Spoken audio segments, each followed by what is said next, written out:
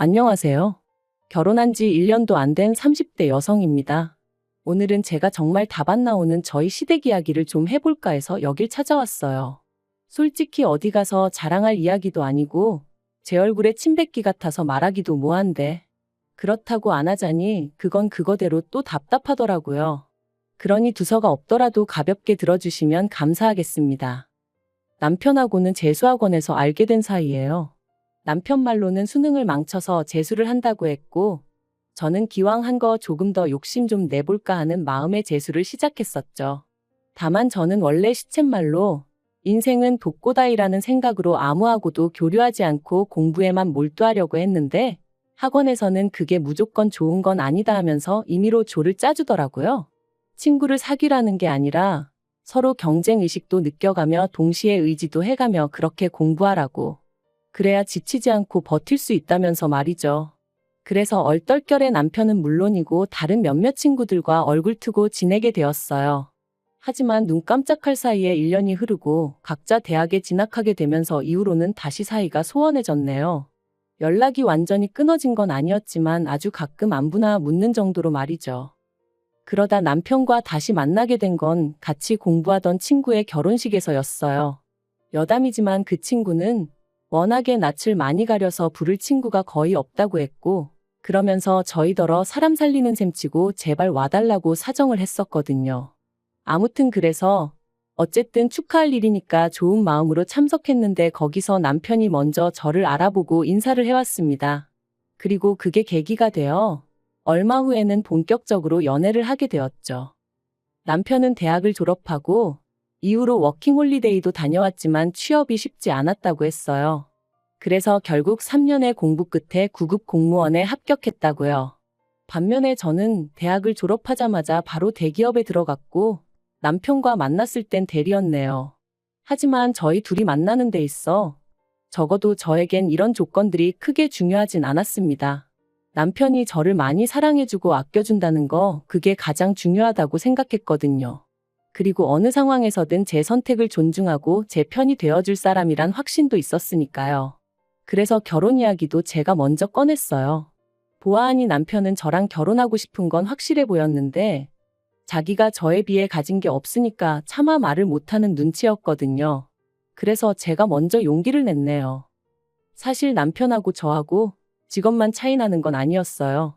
저희 집이 얼마나 대단한 집안은 아니었지만 그래도 양가 부모님 노후 문제도 그렇고 재정적으로 차이가 컸죠. 그런데 이 부분도 솔직히 저는 크게 문제될 거라고 생각하지 않았던 게 저희 친정에서는 이미 남편 쪽 사정을 어느 정도 알고 계셨고 그럼에도 불구하고 제가 남편과 결혼하고 싶다 했을 때 네가 좋으면 우리도 좋다는 말씀으로 허락을 해주셨었거든요.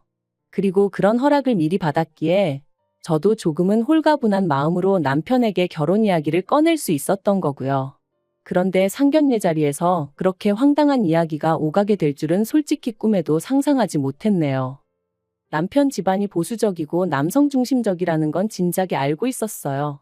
다만 남편은 그런 가정 환경에도 불구하고 꽉 막힌 사람은 아니었기에 그런 집안 분위기 때문에 신우가 고생을 많이 했다는 걸 잘 알고 있더라고요. 그리고 아닌 게 아니라 남편과 결혼 이야기가 오가면서 처음 시댁에 인사를 드리러 갔을 때 아버님 말씀 한마디 한마디에 잔뜩 긴장해 있는 신우와 그런 신우는 나 몰라라 하시고 오로지 아버님과 남편을 챙기시는 어머님을 보면서 남편 말이 무슨 이야기인지 확실히 알 수 있었어요.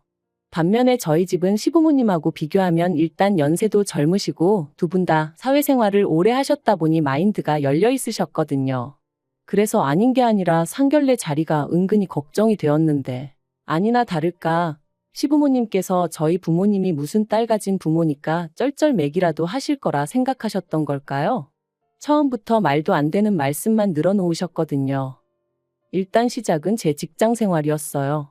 아버님께서는 당신은 며느리에게 기대하는 거 바라는 거 하나 없다. 그저 건강한 손자를 낳아서 걔 하나 잘 키워주면 그걸로 족하다 하시더니 그러니 애를 가지면 직장은 그만뒀으면 좋겠다 하셨습니다. 그리고 그런 이야기를 듣고 저희 친정 부모님께서 가만히 계실 리 없었죠. 저희 친정아버지께서 바로 그렇게는 안 된다고 딱 자르셨거든요. 저를 가르키시며 저희 딸, 남부럽지 않게 가르칠 만큼 가르쳤고 부족함 없이 키웠는데 본인이 원한다면 모를까 그런 게 아니라면 회사를 관두고 애를 키워라? 그건 안 될 말이다. 그리고 대개 아드님 월급이 저희 딸 월급의 반도 안 되는 건 아시면서 하시는 소리냐? 돈이 없으면 애는 어떻게 키우냐? 솔직히 틀린 말이 하나 없었네요. 게다가 친정아버지께서 저희 남편더러 자네 생각도 그렇냐 물으셨는데 남편이 아주 손사래를 치면서 절대 아니라고 자기는 제가 계속 하고 싶은 일 하면서 살았으면 좋겠다고 그러는 거예요. 아이 문제도 저희 둘이 상의해서 알아서 결정할 거라면서요. 그러니까 아버님이 얼굴이 벌겋게 달아오르셔서는 남편을 노려보시더니 이내 더는 별말을 못하시고 일단 뭐 그런 건 그때 상황 봐서 다시 얘기하자며 꼬리를 내리시대요. 하지만 그게 다가 아니었습니다. 상견례 당시 남편은 보증금 5천만 원짜리 오피스텔에서 전세로 살고 있었고 저는 친정부모님과 같이 살고 있었거든요. 그리고 친정부모님은 하나뿐인 딸이 시작부터 고생하는 건 보고 싶지 않다 하시며 시부모님께 먼저 저희 신혼집을 당신들이 해주시겠다 하셨습니다. 시댁을 무시하는 의도는 결코 없었고 오히려 부담을 덜어드리고자 좋은 뜻으로 하신 말씀이셨어요. 명의도 남편과 저 공동명의로 해주시겠다 하셨고요.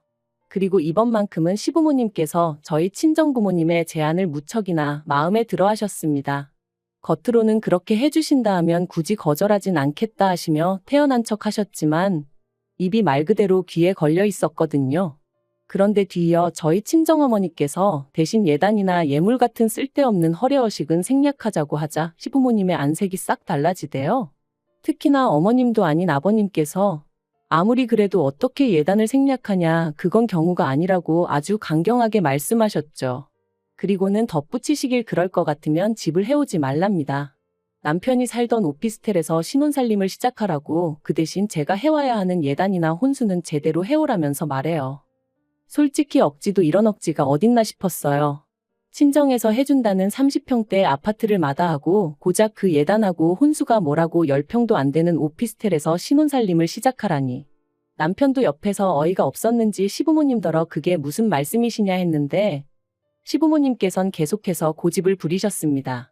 사람이 순리대로 살아야지 역행을 하려고 하면 안 된다는 말도 안 되는 말씀을 하시면서 말해요. 그런데 그때 저희 친정부모님께서 정뜻이 그러시다면 그렇게 하시라대요. 그리고는 그런데 이미 살고 있는 오피스텔이면 가정가구는 새로 필요한 게 거의 없지 않냐 하시니까 아버님께서 기다렸다는 듯이 대신에 시댁살림살이를 바꿔달라는 거예요. 냉장고랑 TV 같은 대형 가전들 말이죠. 듣는데 어찌나 황당하던지. 게다가 그게 끝이 아니었어요. 예단으로는 다른 건 필요 없고 현금으로 1,000만 원 가져오라고 하셨거든요. 정말이지 당시 저는 속으로 아무리 시부모님 되실 분들이라지만 저분들이 도대체 왜 저러시나 싶었다니까요. 남편도 얼굴이 새빨개져서는 집에서는 이런 얘기 없으셔놓고 왜 여기 와서 억지를 쓰시냐며 화를 냈고요.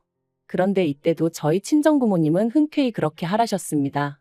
그 정도 조건이면 맞춰드리겠다면서 말이죠. 그러니까 시부모님도 더는 뭐 별 말씀 없으셨고 그렇게 상견례도 마무리가 되었습니다. 그리고 저희는 그렇게 부부의 연을 맺었어요. 시부모님이 바라시는 대로 남편 오피스텔에 신혼살림을 차렸고요.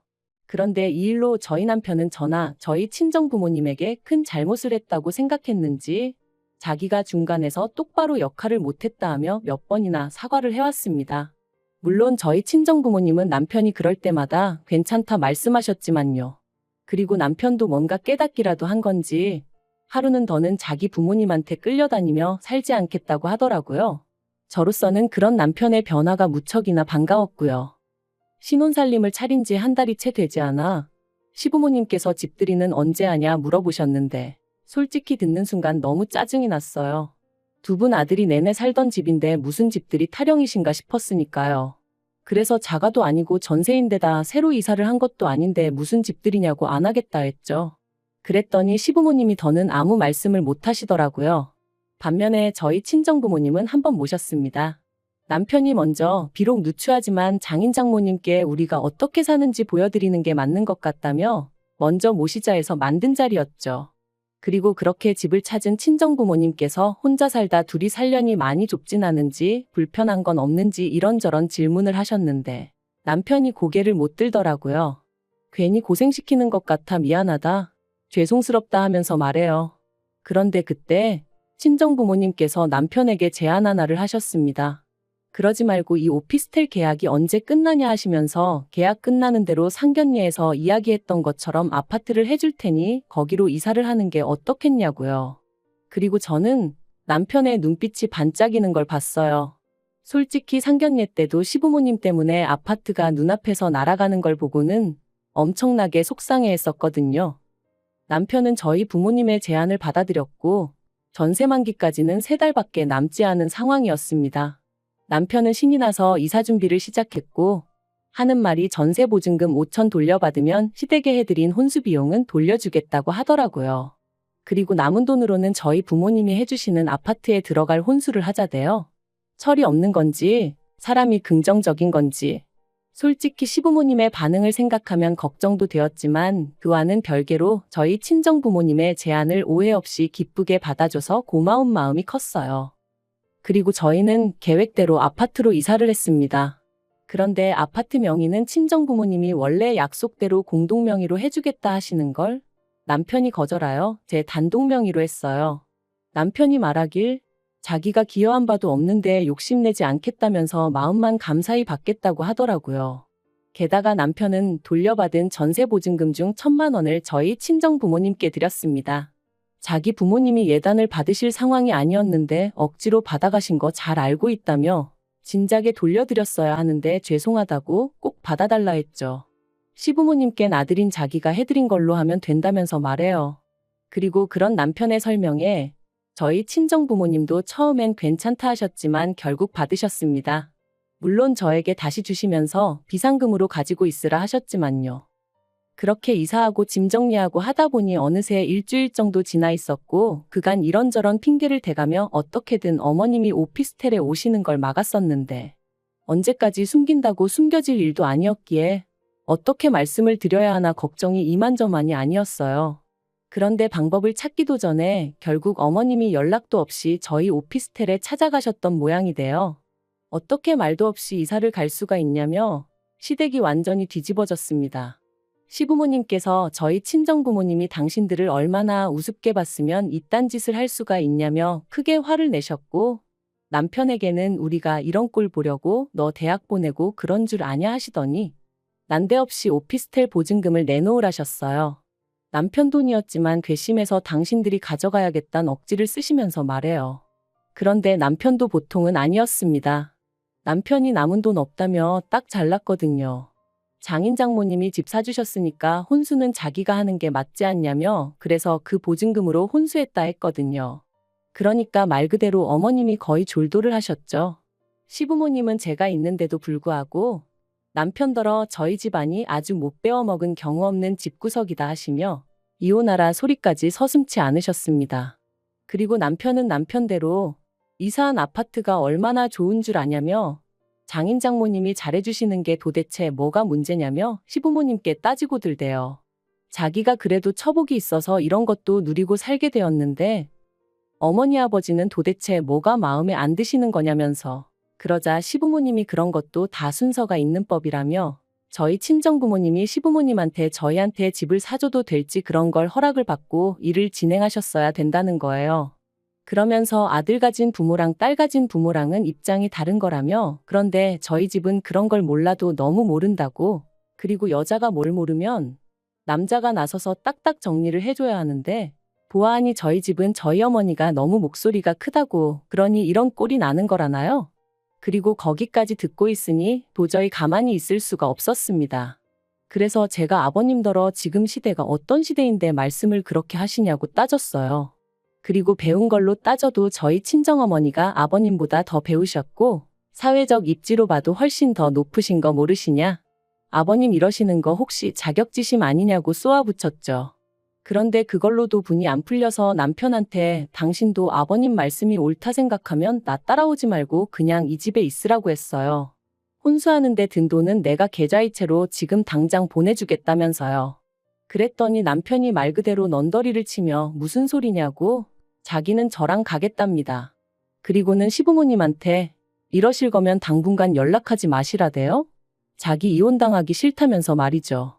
그러니까 어머님이 아버님한테 우리 아들 뺏겼다며 어떡하냐 하소연하시고, 아버님은 아버님대로 저랑 남편 가만 안 두겠다고 욕을 퍼부으시고, 정말이지 난리도 그런 난리가 없었답니다. 그리고 그날 이후로 지금까지 시부모님하고는 왕래가 없어요.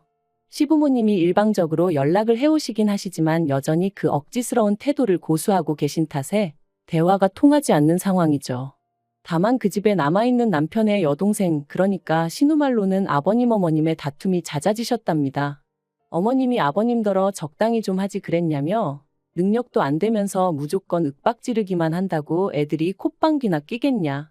그러면 아버님은 그런 어머님한테 너가 뭘 안다고 나서냐. 네가 이러니까 아들이고 며느리고 저 모양이다. 솔직히 어머님이 아버님한테 걸핏하면 무시당하고 그러는 걸 저도 알다 보니 어떻게든 어머님만이라도 모시고 나왔으면 좋겠다는 생각도 아닌 게 아니라 몇 번이나 했었어요. 하지만 이제 와서 어머님이 아버님하고 이혼을 하실 것 같지도 않고, 그렇다고 그러면 신우만이라도 데리고 나올까 그 생각도 해봤지만 솔직히 제가 평생 책임져 줄 수도 없는 상황이다 보니 지키지 못할 말은 안 하느니만 못한 거니까요. 한편 남편은 어머님이나 신우에 대한 걱정과는 별개로 당장 누리고 있는 생활에 몹시 만족하는 눈치입니다. 방마다 빌트인으로 되어 있는 에어컨을 보고는 장모님 센스가 장난이 아니시라며 요새는 집에 올 생각에 퇴근만 기다려진다대요. 전에 살던 오피스텔하고 비교하면 천국이 따로 없다면서 말이죠. 그리고 남편이 저희 친정부모님이 해주신 것들에 고마워하는 모습을 보는 것만으로도 솔직히 저도 너무 행복하고 친정부모님께 감사한 마음뿐입니다. 앞으로 그 은혜에 보답하기 위해서라도 남편과 알콩달콩 행복하게 사는 모습만 보여드리려고요. 그리고 언젠가 아버님도 당신의 과오를 깨닫게 되신다면 그땐 저희에게 미안해하시려나요? 저희는 아버님이 먼저 손을 내밀어만 주신다면 언제든지 잡아드릴 생각이니까 언젠가는 꼭 달라지셨으면 좋겠습니다.